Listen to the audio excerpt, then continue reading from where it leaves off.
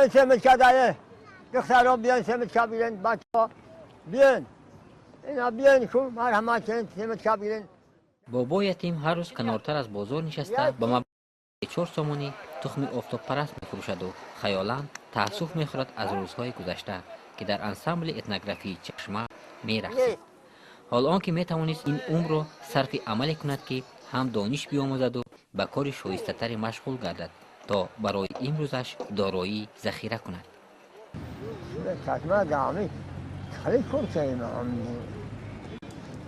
کاری که فرم مکان برای ما کردیم راست کردیم یکم دونم ما گرفتگیه درم چشمه کارخود شده هر منالی به دخترها بدن هم نشما طور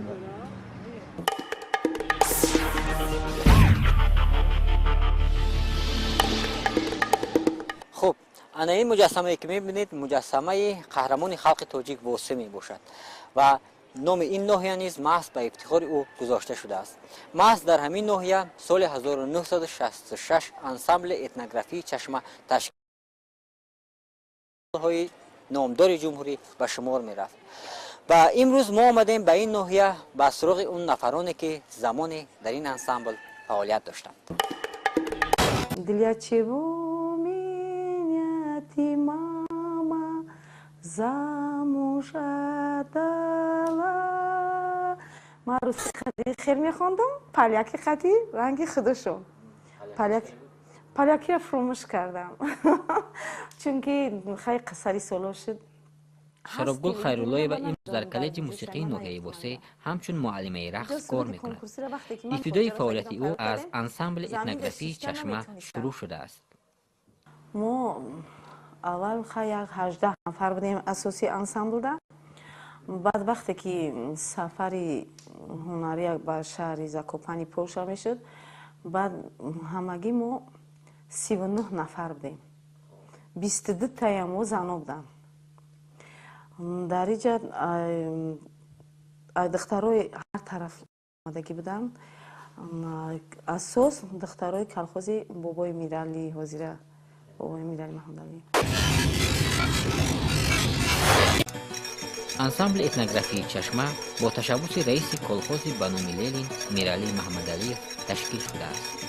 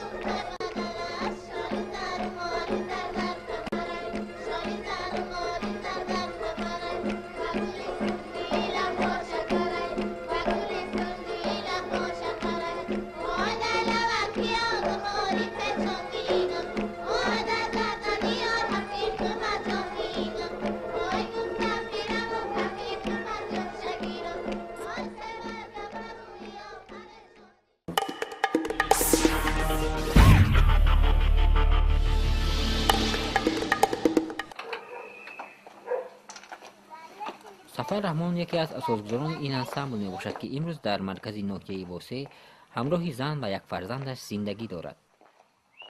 سال 1966 من راهبر بدهی خانه فرهنگ ناحیه بوسه بودم. بعد یک نخست وزیر مدنیت به اینجا سفر میکنه یکم بار مهربان نظر بعد گفتن که بابای میرالی کلخوز برفته و هر جا برده پیش فرما و هر جا برده با گفته که ما وزیر فرهنگم من یک جایی بر که یک جای مدنی باشه بعد باغ داشت و باغش برده اینجا برده بعد گفته یک کلخوز کلان یبون همین یک انسامبل تشکیل کنه یک تشکیل کنه که یک طبیعه میگم یک آوازی دف و دایره و یک نغمات این رئیس همین گفت بسیار فوری داشت گفته که ما همه کار کردم و همه کار نی همون جا مرا وظیفه را دادن که وظیفه دار کردن که ای سحر نماده میره کلخوز همه کار تشکیل میکنی. برای بالا بردن سطح کسبی دسته هنری متخصصان از ناحیه‌های گرد و اطراف جلب می‌شدند. رقصای بسیار داشتیم و یک 10 نفر دخترها دیتور می نواختیم. دیتور می نواختم. من خودم در امو اشتراک داشتم. هر چنده که دیتور نواختن نمیتونستم. با زور نشان دادن یاد گرفتیم. بعد با دیتور هم رقص می کردیم. با تولک رقص می کردیم. بعد دوجا با اساس ما لبچنگ می نواختم.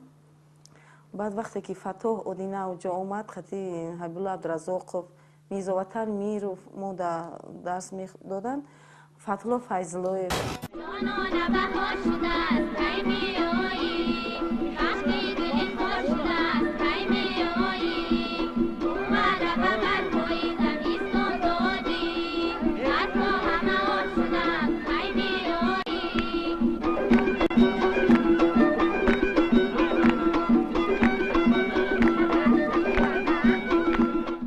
دکتر محمد علی و بدیعه میخوندم. ایره در شهر مسکو بسیار پیشبردگیری کرد.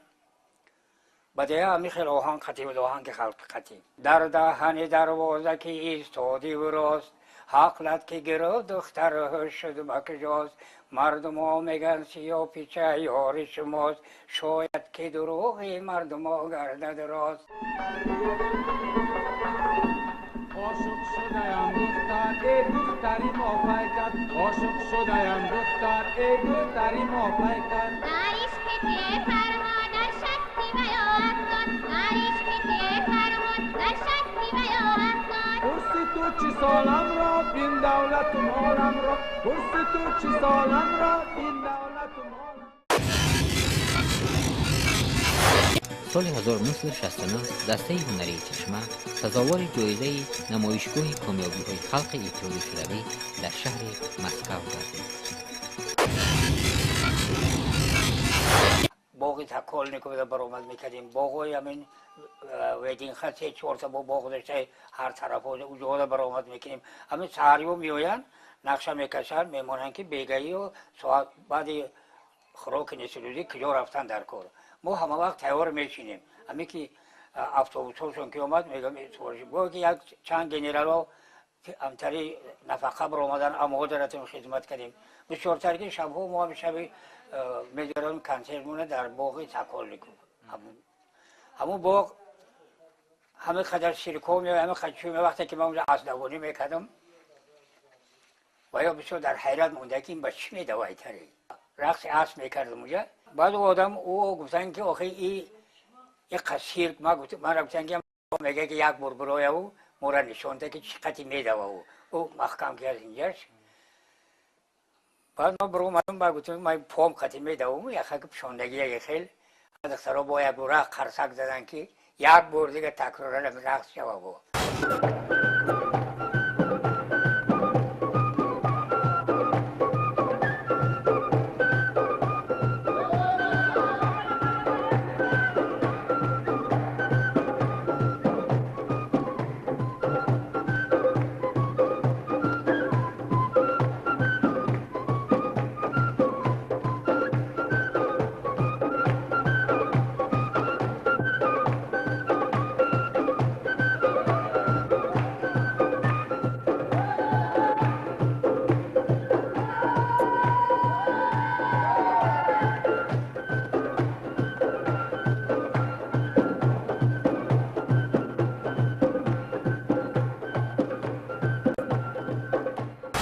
وقتی جموندن گرفتی بچه یوش شدی. بابا یتیم برآمد خویش را در شهر مسکو در خاطر دارد. معلم داشتیم. ای کلوب بود اول داد شامیار. فایدلانم داشت. معلم رقص. حتی هم رقص کرد. حرکت را نشان می‌دهد. حرکت. در کلوب یک ماه 2 ماه 3 ماه ماش مدود تماشا کردیم. بعد برآمد کردیم. بعد دوشنبه همه جو بودن. دوشنبه رو برآمد کردیم مسکو رفتیم. همه هایو. سال 1975 به دسته هنری عنوان انسامبل ترانه و رقص داده شد.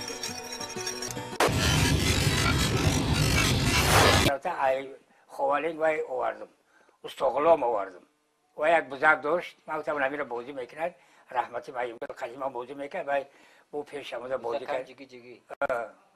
بزاکی بازیگر داشت. خان یک بازی کنه که سو یک استفاده کنه. یه زنبولا دارم. یک کفتراش بینه ای دختر بینه.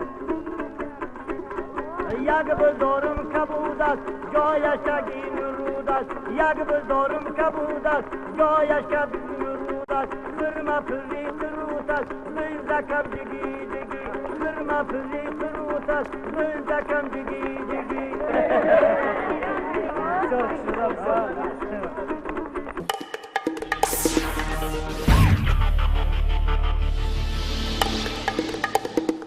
سال 1978 راهبری بدهی انسامبل ظریف نجمیدینوف انسامبل مذکور را به فستیوال بین الخلقی اتنوگرافی برای کشور پولش آماده می‌ساخت. اما برای خود او سفر کشور پولش میسر نمی‌گردد.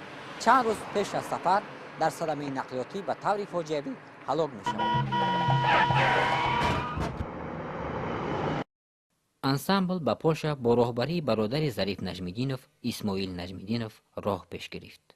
وقتی که در زال امی قدر آدم بود من سرود یک بار خوندم نموندن که چی کنم با دیم باره خوندم. وقتی که دیم بار سرود کنکورسی پلیاکی ما میخوندم خلقی همونجا همش راست ایستاده قطیمه سرود خوندم.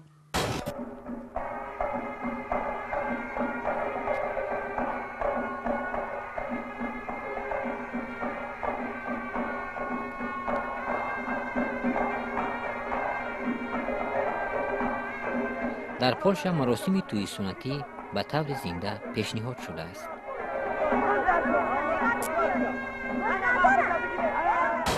توی تاجیکی بود که خیمه توی بود. توی سوری بود. دامو توی سوری یک کوچه کلان ده اولا وشته خانه شهر بود. ایلا خانه عروس مبین خیمه توی بود. در صحنه بودی. یعنی صحنه هم تری بود. اما کودکچه‌ای که دستش حلال میکردن همه دهنشان واز موند که ایچ تری باشه که او کودک دجی نگریست صوف گریه نکرد دستش حلال کردن ده نه یک اینتریس همونجا مردم تماشا کردنش همه بود. بعد توی تاجیکی میته بود که نه بردن و آوردن عروس صحنه تاجیک اگر که میکنو کنزید امو چشمه را که تماشا کرده باشین اما شهتازی که شه می آورد یک بوزی کلان بود. همون بوزی کلان در دستی من بود آوردن همونجا ده همینجا بردیم گفته یک تماشای همون بوزی که ما همونجا برده بودیم 1-2 ساعت قریب چشید گذشت.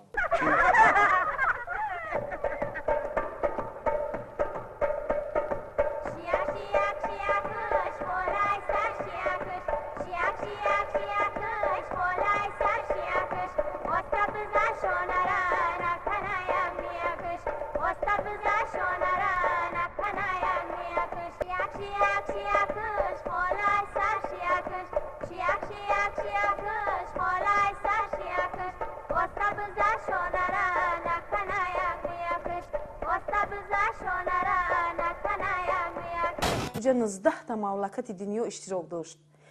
وقتی که ما در چی شیشتگی بودیم رستوران در ما را چی میدادن آش نهاری میدادن یکی خبر اومد می رحمتی مایمگل سولیه و رقصه داشتیم همین پیچیده لیسنیسا اومده در ته زد یک گازی در دستش لرزی اومده هم خدمتچی کرد که الکای چیو بر اومدن گازیده سحر خطی ما دیدیم که جو یکم باور که ما ای گیریه الان خیلی لرزیم همین گیریه داریم هممون یک دیگر را بوسیدیم و آغوش کردیم گیریه کردیم. بعد فقط وجود سرود امی مرا سرود منه و رقص همی خیلی رقص کردیم کلون همی گازیت خطی یک تا جو یکم گفته برآوردگی بودن. سال 1978 انسامبل اتنوگرافی چشمه در فستیوال بین الخلقی اتنوگرافی و فولکلوری در جمهوری خلقی پولش سزاوار جوی اول و تبرچه طلا داد.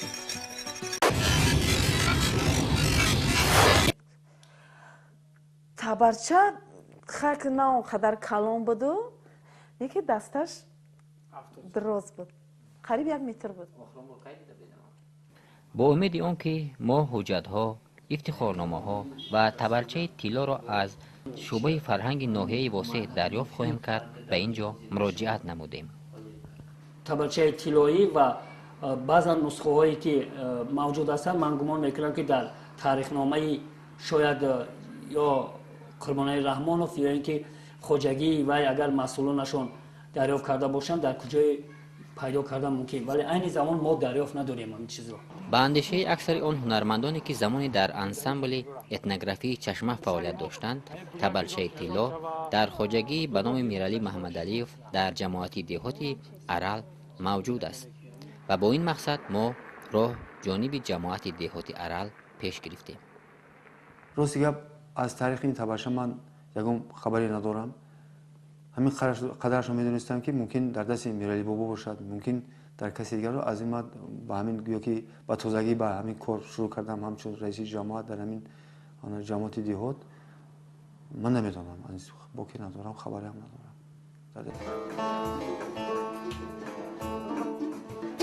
Қурбоналӣ Раҳмонов таи 10 сол роҳбарии ансамбли Сомонро бар дӯш дорад.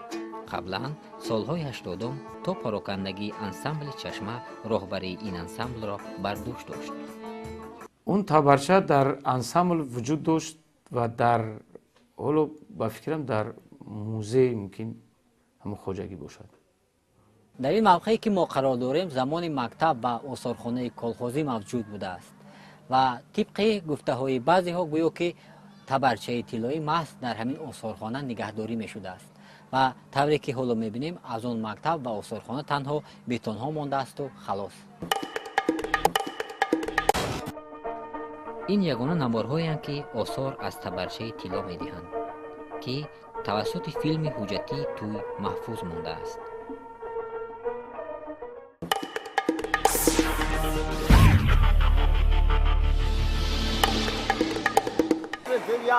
کار میکنیم میگردیم انسامبل کار کردیم این امروز هم تره دیده کجا بریم دیگه کو یاردم بتن مرا یاردم ندادن یگون میدن بابا یکی می‌افزاید تلاشی همه هنرنمایی‌های گذشته امروز مبلغ ناچیزی نفقه است.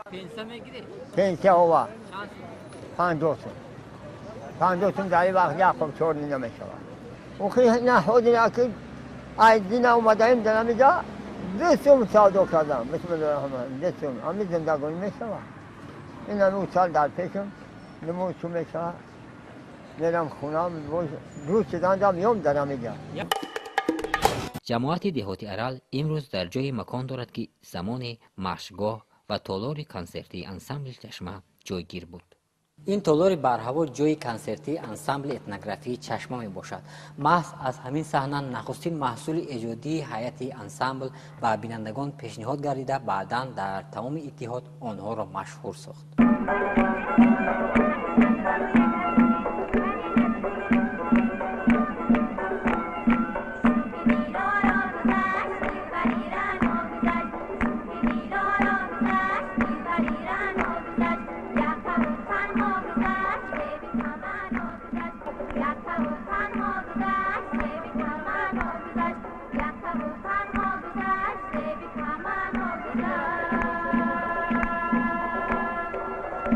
از وزارت فرهنگ زیاده از 10 نمود اسباب‌های موسیقی خلقی رو آوردیم.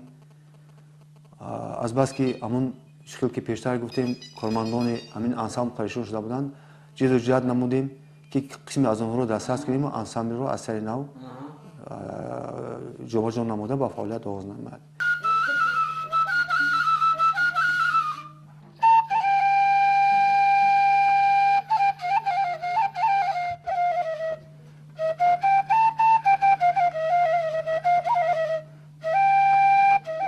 اما مدیر شعبه فرهنگ ناحیه از رئیس جماعت دهاتی ارال پیشدستی کرده علاقه یک انسامبل با همین عنوان سازمان داده است.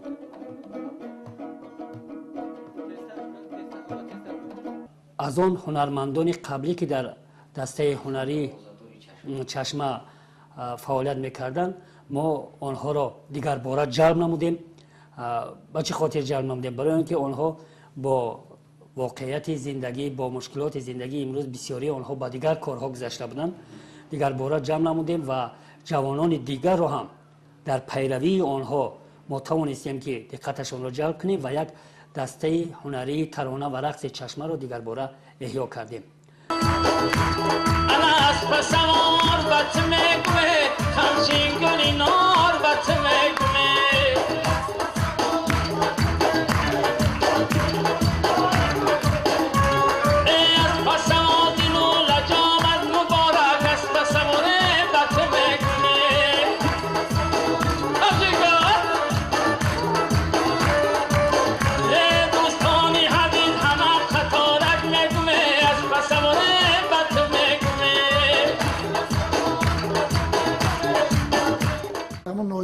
همون شرایط کلوب پیشترا بودن او که کلوب حاضر وجود ندارن که میشه نمایش بده. همون رایان سنترش در نمایش میتی دیگه کلوب نداره، هم مکتبا در نمایش میتی.